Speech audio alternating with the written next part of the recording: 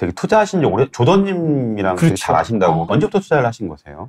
제가 2006년. 그게 이제 일종의 이제 그 상가 투자하게 된 계기나 뭐 이런 주택 투자하게 된 계기를 말씀드린 거잖아요. 제가 원래 이제 전문 자격증이 있어가지고 그 분야에서 이제 나름 열심히 했는데 제 적성이 잘 안 맞더라고요. 그래서 늘 재미가 없었어요, 일단. 그리고 재미가 없으니까 조금 덜 열심히 하게 되고. 그러게 되니까 이제 성과도 조금 덜 나오잖아요. 그러면서 이제 주변을 기웃거렸죠. 주변을 기웃거리다 보니까 그때 2006년에 주택 투자가 굉장히 한창이었어요. 특히 맞아요. 빌라 투자. 거의 뭐 돈 없이 돈 버는 그런 거였거든요. 근데 저는 영업력보다 제가 보니까 제 성격이 분석력이 굉장히 좀 좋더라고요. 영업력은 아예 제로고. 그래서 저하고 딱 맞더라고요. 제가 하다 보니까. 그래서 재밌게 빌라 투자를 2006년부터 시작했어요. 그래서 아파트도 해보고. 그래서 성과가 굉장히 좋았습니다. 그런데 이제 그렇게 좋게 재밌게 하고 있었는데 2008년에 리먼 브로더스가 터지면서 그때 이제 아파트 시장이 이제 급냉을 하고 그게 천천히 여파가 빌라 쪽으로 갔어요. 그래서 이제 한동안 뭐 열심히 해가지고 뭐 쉬지 뭐 이렇게 하고 있었는데 계속 쉴 수가 없잖아요. 생각해 보니까 주택 그 냉기가 계속 수년간 갈 것 같더라고요. 그래서 이제는 뭔가 다른 걸 해야 되겠다 하고 생각했는데 뭐가 이제 떠오르냐면 상가 투자. 왜냐면 저희 부모님이 1973년 정도부터 상가 이게 조그만 원래는 주택을 갖고 있었는데 조그만 주택을 갖고 있었는데 인천의 외곽에 변두리 그 구대 앞에 그 버스 정거장 거의 그 버스 정거장 앞에 있는 그 토지 큰 게 나왔어요. 그래서 부모님 그걸 싸게 사셔가지고 상가를 한 두세 개 집어넣고 주택을 뒤에 이제 방을 들이고 그때를 시작해서 저희 부모님은 계속 이제 임대를 하신 거예요. 그게 이제 저는 거기 보니까 36년을 봐왔더라고요. 간접 투자가 저한테 된 거예요. 그러면서 근데 이제 저희 부모님이 큰 부자가 아니셔가지고 늘 이제 좀 그저 그런 자리를 사셨거든요. 그러니까 이때는 이런 거는 고생하는구나. 이 정도면 괜찮다. 이거를 그냥 자연히 체득한 것 같아요. 그러면서 36년 동안 그렇게 보다가 제가 이제 아까 그런 그 주택 투자 열심히 하다가 그 급냉이 되면서 이제 그러면 제가 상가 투자를 해야 되겠다 해서 2009년부터 이제 시작하게 된 거죠. 그래서 지금 한 13년 정도 됐습니다. 상가 투자를 하면 좀 돈이 좀 어느 정도 그래도 규모가 좀 있어야 되지 않나라는 생각을 하시는데 그렇죠. 어느 정도 있어야 이 상가 투자를 할 수 있을까요? 근데 이제 상가 투자가 주택 투자는 만약에 뭐 방백이나 이런 게 많아요. 그래서 1주택은 이제 대출이 많이 나오는데 그 이상은 실은 이제 잘 안 나오지 않습니까? 그렇죠. 근데 상가는 대출이 그래도 꽤 돼요. 특히 경매는 거의 뭐 한 80% 이상 나와요. 그래서 일종의 1억만 있어도 이론상으로는 뭐 거의 5억짜리도 가능해요. 그런데 문제가 아까도 말씀드린 것처럼 특히 이제 경매 물건이 거의 이제 별로 없어요. 좋은 건이. 좋은 건이. 그러니까 경매 나온 물건 중에 좋은 상가는 별로 없다. 별로 없어요. 원래 잘 나오지도 않지만, 제가 한 10년 전에는 일종의 상가 공매 나오고 이런 거 들어가면 저 혼자 단독이었어요. 언제나 뭐 유찰 5회를 됐는데 저 혼자 단독으로 들어갔어요. 그런데 지금은 1회차에 여러 명이 들어가요. 근데 그러니까 그만큼 물건 자체가 제가 세어보니까 예전 한 10년 전보다 한 4분의 1밖에 안 되더라고요. 그런 상태에서 하시겠다는 분들은 한 4배, 5배 늦어졌어요. 수요 공급에. 그렇죠. 그래서 돈이 되는 게 별로 없어요. 이게 이론적으로는 지금 작은 돈만 있어도 경매 같은 경우는 거의 80%가 나오니까 실은 큰 거 할 수 있는데 사실은 그 정도가 안 되고 요새는 이제 좀 모아놓은 분이 상가 투자를 하는 그런 시장으로 좀 바뀐 것 같은 느낌입니다. 또 돈이 있어야 하는 그런 시장. 예전에는 이제 사실 상가 투자를 돈이 많이 들지 않았는데. 그렇죠. 지금 같은 경우는 좋은 물건이 많이 일단 안 나오는데. 그렇죠. 좋은 물건이 나온다 하더라도 경쟁률이 되게 세지니까. 그렇죠. 실질적으로 이제 조금 이렇게 내가 소액으로 뭔가 해가지고 하기엔 좀 약간 쉽지 않은 지금은 그렇죠. 좀 그런 시장이거든요. 그렇죠. 그렇다면 지금까지 그 상가 투자를 해오시면서 가장 좀 수익이 났었던 사례가 있다면 어떤 게 있으신가요? 저는 아까도 말씀드렸지만 대출은 이제 작은 건 위주로 뭐 한 5천 집어넣고 한 1억 5천 2억 뭐 이거 다 합치면 너무 좋은 거 아닌가요? 그 정도면 했는데 조금 더 커. 그게 이제 주고 더 커도 1억 좀 더 집어넣고 금액은 그거보다 조금 더 먹고 뭐 한 2, 3억 먹고 이런 건데 아주 큰 건 별로 없었던 것 같아요. 그걸 노려서 제가 그게 후회가 돼서 지금 이제 하나 갖고 있다는 거 있잖아요. 토지. 상가 지을 자리. 그거는 이제 좀 이제 많이, 그게 이제 후회가 돼서 아주 일종의 드라이브를 한번 건 거예요. 일종의. 그게 잘 되면 이제 저도 이제 진짜 뭐 좀, 꽤 나온다. 이렇게 되는 거고, 아니면 최소한 팔아도 얼마 벌었네. 이렇게 되는데, 아직까지는 다른 분들한테 그렇게 자랑할 정도는 아닌 것 같습니다. 그래도 이런 넣고 2, 3억 번 정도면은 충분히 저희한테는 되게 귀가 번뜩 뜨이는 사례가 될 것 같은데요. 일반 사람들은 또 그렇게 하기가 쉽지 않죠. 네. 왜냐하면 지금 손홍님께서 겸손하게 말씀하시지만 이게 상가가 좋은 점이 뭐냐면 주택 같은 경우는 사실은 이제 이게 시세 차익이나 이런 걸 하면서 중간에 이제 뭐 내가 사실 뭐 비용만 나가지 뭐 재산세나 종부세나 그렇죠. 이런 건 나가지 수입이 없잖아요. 손홍님은 중간중간에 월세를 또 받으시기 때문에 그렇죠. 여러 가지로 사실 현금은 발생하고 그렇죠. 그뿐만 아니라 현금, 그러니까 배당도 받고 예를 들어 주식이 따지면 배당도 받고 또 시세 차익도 충분히 사실 내가 투자한 투자 금액이 뭐 1배에서 2배 이상 받으신 거잖아요. 그거 자체도 사실 굉장히 훌륭한 거죠. 그래서 상가 투자의 맛을 한번 들이면 다른 걸 못합니다, 실은. 맞아요. 네. 그래서 유동인구, 근데 이제 유동인구를 기반으로 한 상권은 대박도 많고 뭐 쪽박도 많고 그러는데 고정인구를 대상으로 한 거. 일종의 단지 앞에, 대단지 아파트 출입구 앞에 이런 거는 뭐 대박은 없어요. 누구나 더 좋은 자리인지 아니까. 그런데 안정적이고 그런 데서 월세 수입을 계속 받잖아요. 그러면 안정적이라서 다른 걸 못해요. 그래서 제가 실은 아까도 말씀드렸지만 2006년에 빌라 투자를 많이 했는데 정말 많이 했거든요. 그때 한참 많이 하셨죠? 네, 굉장히 많이 했습니다. 그때 너무 재밌게 해서 일종의 실투금 하나도 없고 나중에 맞아요. 보면 하나도 없고 2,400에 사가지고 수리한 1,000 집어넣고 나중에 한 5, 6천에 한 두세 달 만에 전세를 한 5, 6천에 받고 오히려 돈을 회수하고 그런 것도 있었거든요. 그런 게 꽤 많았어요. 근데 상가는 그렇지는 않거든요. 그래서 실은 돈 벌기는 주택이 정말 좋은데 이제 안정적인 거를 찾으려면 이제 수익형 우리 이제 근린주택이나 상가주택 이렇게 한번 빠지면 거기서 헤어나오기가 쉽지가 않아요. 유동상권하고 고정상권을 그렇죠. 좀 이렇게 청취자분들을 위해서 한번 설명해 줄 수 있으세요? 그 뜻이 뭔지를. 유동상권이라 그럴까? 뭐 하여튼 유동인구를 대상으로 한 상권. 네. 그거는 뭐냐면 우리가 가로수길이라든지 뭐 세로수길이라든지 막리단길이라든지 어떤 사람들이 그 뉴스나 이런 걸 타면서 확 뜨는 상권이잖아요. 예, 핫플레이스 상권. 그런 데는 이제 한 번 떴다가 한 번 또 급격하게 가라앉기도 하고 그렇기 때문에 실은 그 타이밍을 잘 맞춰서 들어가면 정말 엄청난 돈을 벌거든요. 근데 거꾸로 그 얘기는 잘 못 맞춘다 그러면 큰 손해를 본다는 얘기거든요. 근데 고정인구를 대상으로 한 상권, 이거는 이제 대단지 아파트 앞이라든지, 그런 데는 실은 큰 뭐 매매 차익은 없지만 안정적이거든요. 그래서 제가 글을 쓰면서 제가 신개념을 하나 만든 개념이 있습니다. 인구 유출입 시설이라고.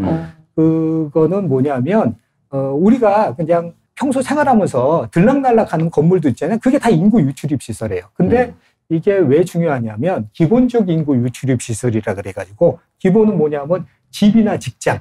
그 중에서도 가장 기본적으로 우리 집은 누구나 들어가잖아요. 하루에 한 번은. 근데 강남역에 실은 아무리 그게 유명하고 사람들 많이 가도 한 달에 한 번 안 갈 수도 있어요. 그렇죠. 네, 그만큼 집 부분이 안정적이라는 얘기입니다. 네, 그래서 근데 그 안정적인 상권이 대규모화된 데가 어디냐면 집이 대규모화된 건 아파트잖아요. 대단지 아파트.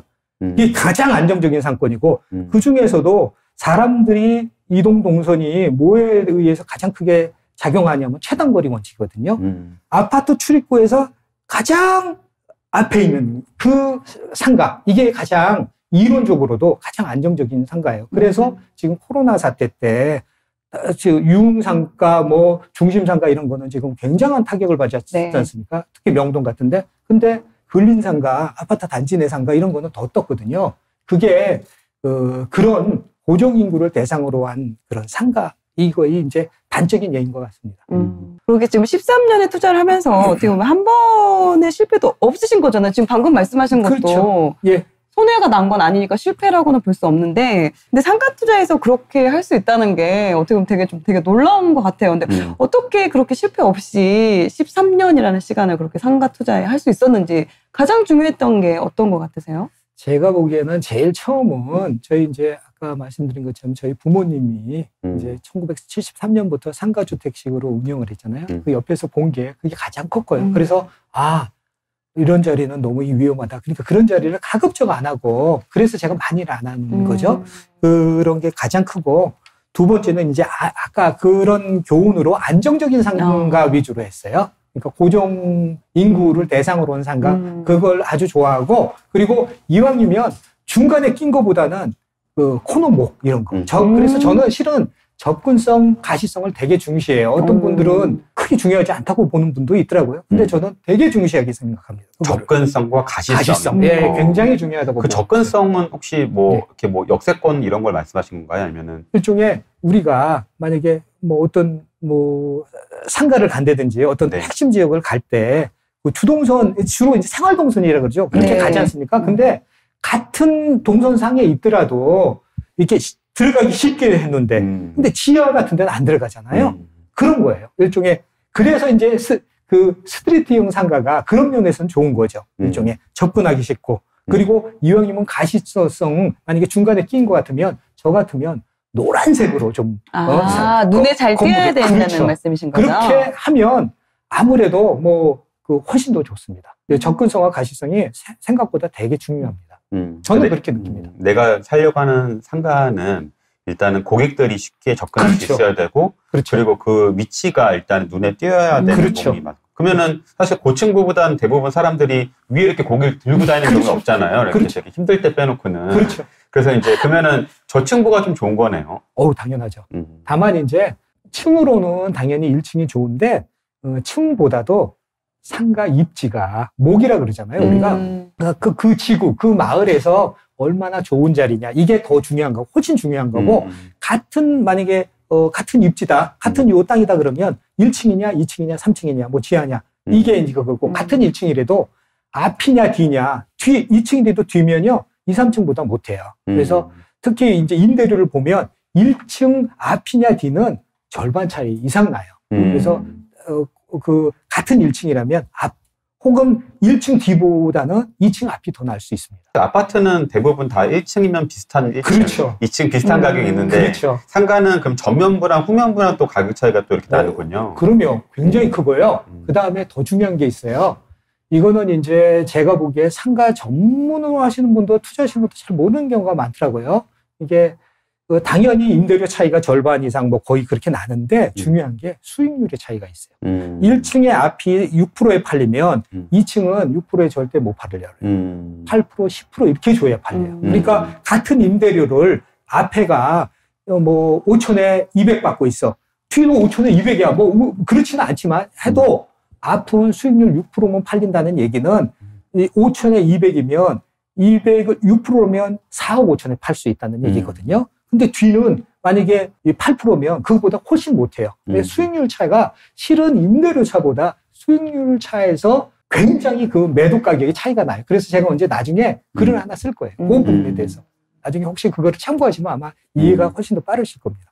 혹시 투자하시면서 아무리 가격이 싸도 절대 안 사는 상가 있으신가요? 이런 상가는 좀 조심해야 된다. 그런 그렇죠. 부분. 예, 있죠. 근데 이제 뭐냐면 일종의 길게 봤을 때 하향 추세인 상가 뭐냐면 이런 거. 예를 들면 내 상가가 지금 역 앞에 있어서 장사가 잘 돼요. 근데 여기 저쪽으로 5년 후에 옮겨. 지금은 당장은 잘 되잖아요. 그러면 그런 거를 이제 그 흐름을 놓치지 않고 뭐 미리 판다든지 그래야 되고 그건 이제 너무나 당연한 거고 두 번째 제가 이제 실제 경험상 느낀 건데 환산 임대료 기준으로 10만 원 이하짜리 상가는 저는 상가로 보질 않습니다. 그래서 환산 임대료가 뭐냐면 네네. 보증금을 이제 100분의 1로 해서 이제 월세 만약에 1억에 100이다 그러면 1억이면 100으로 나누면 100이잖아요. 네. 그러면 200이겠죠 일종의 월세 근데 그 평으로 나눠야 돼요. 그러니까 한 평 기준으로 10만 원 이하짜리 한 평.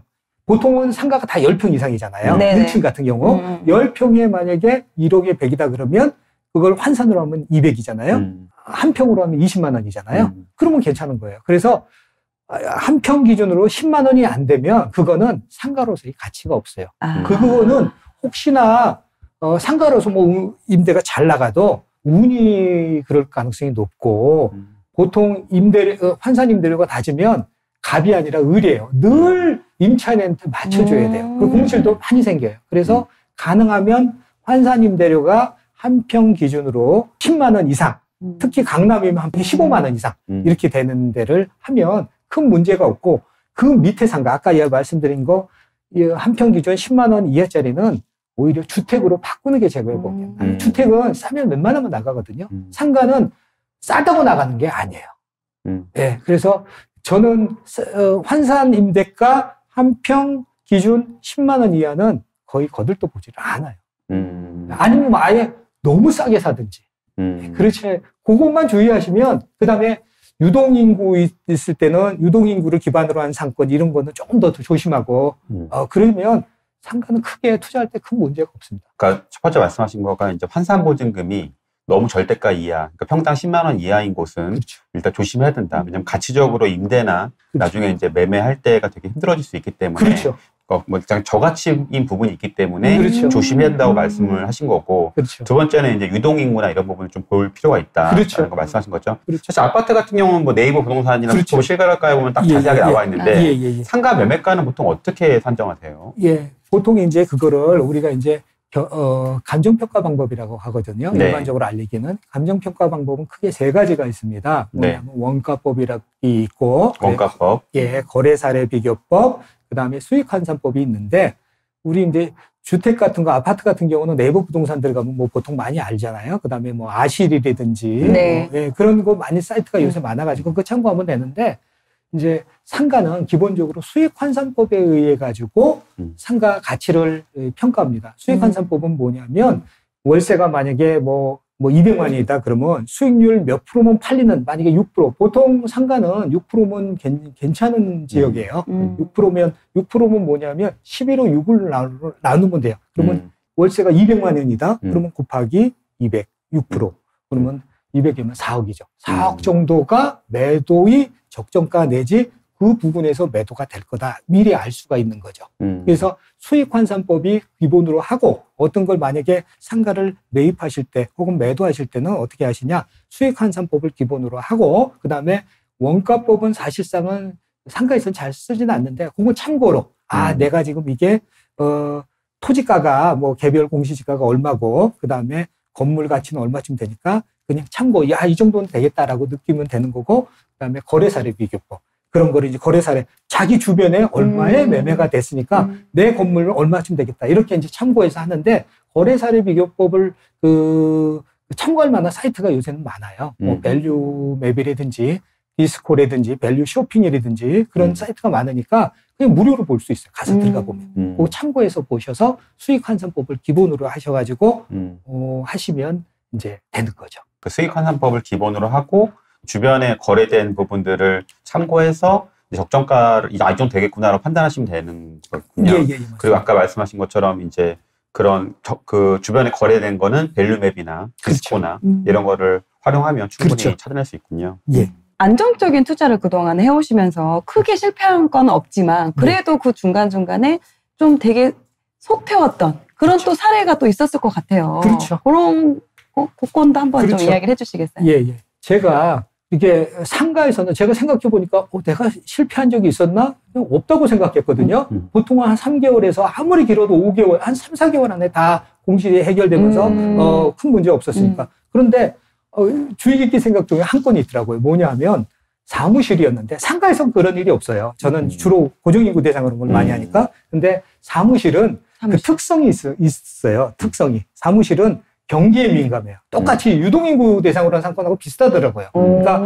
그 경기 침체가 되면 사무실이 공실이 같이 막 많고 또 경기가 확정되면 일종의 일종의 성남인데 성남의 주변에 인구가 확 늘어나면 사무실이 일순간에 같이 막 또 수요가 부족하고 아니 그냥 공급이 부족하고 뭐 이런 거거든요. 근데 거기 이제 분당에 제가 한 100평을 원래 시세는 한 9억, 10억 가는 거를 제가 한 6억 정도에 이제 낙찰을 받았어요. 경매로. 예. 그때는 이제 미리 공실이 좀 있더라고요. 예. 그래서 미리 다 알고 대신 저는 그 시세가 한 진짜 9억, 10억 가니까 진짜 가더라고요. 감정가도 그렇게 됐는데 진짜로 제가 조사해 본 바로는 그렇게 나와 있어요. 매물이. 9억, 10억에 매물이. 그래서 한 6억에 정도의 낙찰을 받고 그리고는 싸게 내면 되지. 그러면 제게 제일 먼저 나갈 거예요. 경쟁력이 있습니다. 그렇게 생각하고 낙찰 받고 나자마자 약 100평인데 그거를 조금 두 개로 나눴어요. 이게 조금 큰 거, 조금 작은 거. 그렇게 나눴더니 바로 작은 건 바로 나갔어요. 근데 큰 걸 생각보다 안 나가더라고요. 제가 그렇게 막 돌아다니고 부동산을 해도 안 나가더라고요. 그러더니 6개월이 지났어요. 6개월 넘고 8개월 됐는데 아니 6개월쯤에 다른 그 공실이 난 거는 나가는 거예요.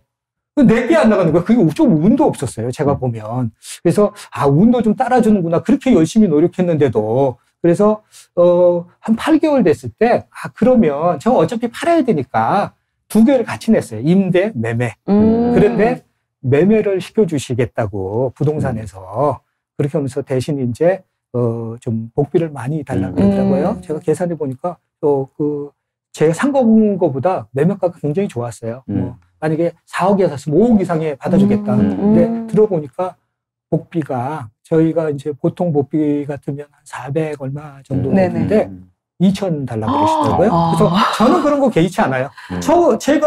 제가 원하는 목표가 있으면 그것만 맞춰주시면 그거 뭐 1원 안 깎아요. 그래서 딱 맞춰준 거 그걸 이제 드렸죠.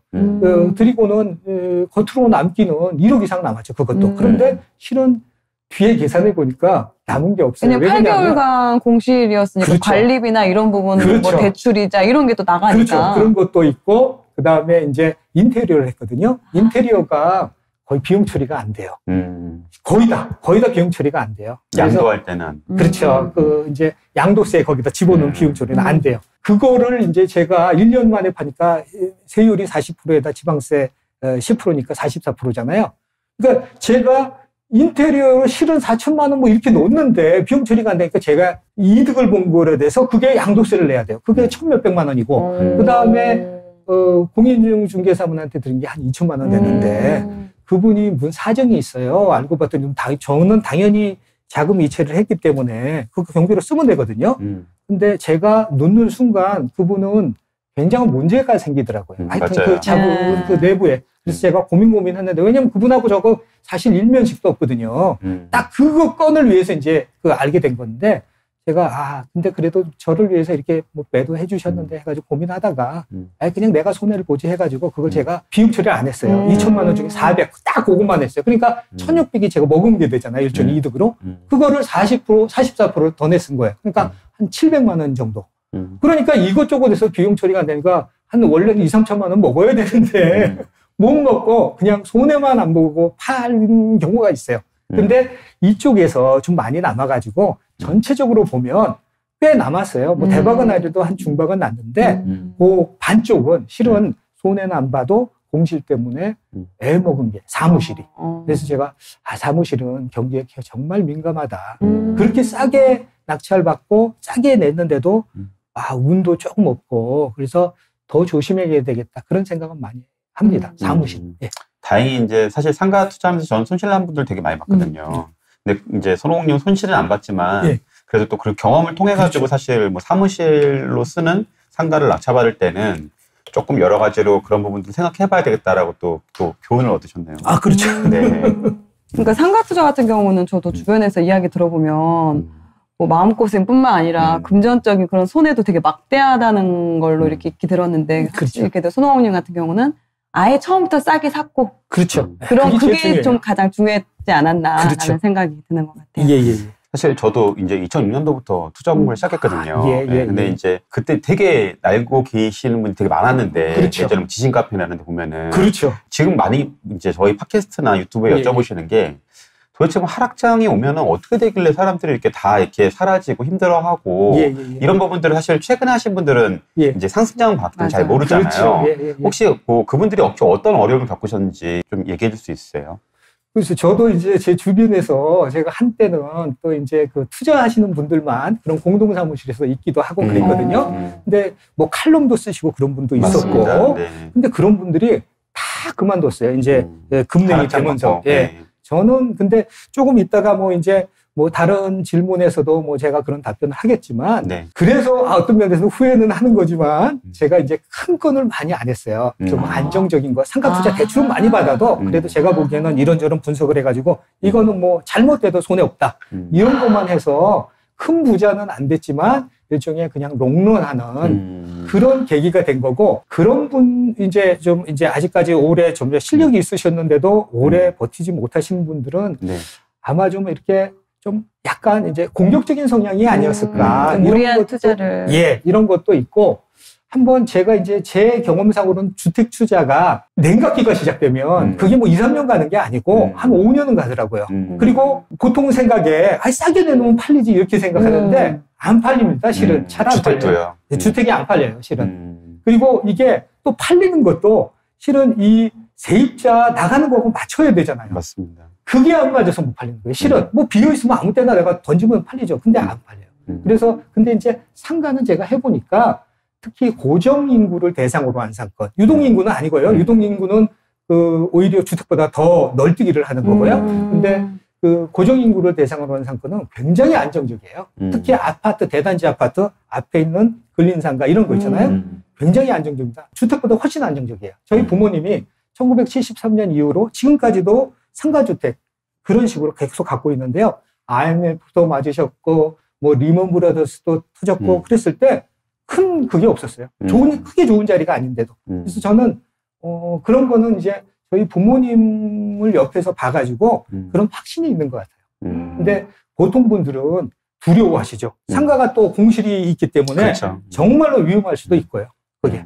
그런 것 같습니다. 그러니까 주택을 할 때 보통 이제 많이 본인이 리스크 감당을 하지 않으시고 예. 막 규모를 되게 늘리시거나 그렇죠. 예. 대출을 되게 많이 받으신 분들이 그렇죠. 예. 하락장이 되면서 사실 그때를 어떻게 보면 이제 매도를 그렇죠. 해야 되는데 그렇죠. 그런 부분이 안 되면서 사실은 맞습니다. 그게 지금은 되게 매매가 잘 되기 때문에 잘 될 것 같지만 그렇죠. 생각보다 하락장이 되면 그게 매매가 잘 안 되기 때문에 맞습니다. 사실은 조금 이제 하락장에서 이제 많이 사라지시는군요. 맞습니다. 예. 저도 이 말은 이제 제가 말씀을 드려야 될까 말까 고민했는데 지금 그냥 말이 나왔으니까 말씀드릴게요. 제가 이제 공투를 좀 많이 했어요. 정말 공투를 너무 좋아해서. 공투가 잘 되면 너무 좋습니다. 일종의 1+1이 2가 아니고 저는 한 10 가는 것 같아요. 그래서 제가 어떤 카페에다가 글도 썼는데 공투 일검이라고 지금도 아마 붙어 있을 거예요. 제가 지은 적은 없으니까. 근데 그게 문제가 뭐냐면 일종의 굉장히 또 이게 생산적이고 좋은데 거의 이 매도할 때는 문제가 거의 그렇죠. 터지더라고요. 그렇죠. 그리고 제가 거의 주도를 했거든요. 제가 주도를 하고 제 물건으로 제가 찍은 물건을 주면서 했는데 그리고는 제가 더 먹은 거 하나도 없고 딱 나눴는데 매도하는 매도 시기가 저하고 다르면 상대방 입장을 이제 생각해 줘야 되니까 못 팔고 그러면서 일종의 금냉이 오면 저는 막 털어버리거든요. 막 싸게. 근데 그걸 못 털고 상대방을 못 팔게 하면 그래 맞춰줘야지 하다 보면 이제 그게 빠지고 그게 보유 비용이 실은 투자자나 전업 투자자나 이런 이제 좀 약간 고수면 실은 자기가 산 가격보다 싸게 빠지지 않아요. 아무리 빠져도 거의. 그렇죠. 근데 그 보유 비용이 되게 커요. 그래서 제가 이거는 이제 제가 전업 투자를 하기 전에 저희 집을 이제 2006년 바로 제가 이제 진짜 이 투자하기 전에 그냥 제 집을 살라고 그때 2006년에 성수동에 강변권역을 샀었거든요. 6억 3천에 샀는데 그게 한 달 만에 이런 분위기 때문에 한 달 만에 1억 이상 뛰었어요. 한 달만. 사자마자 그냥.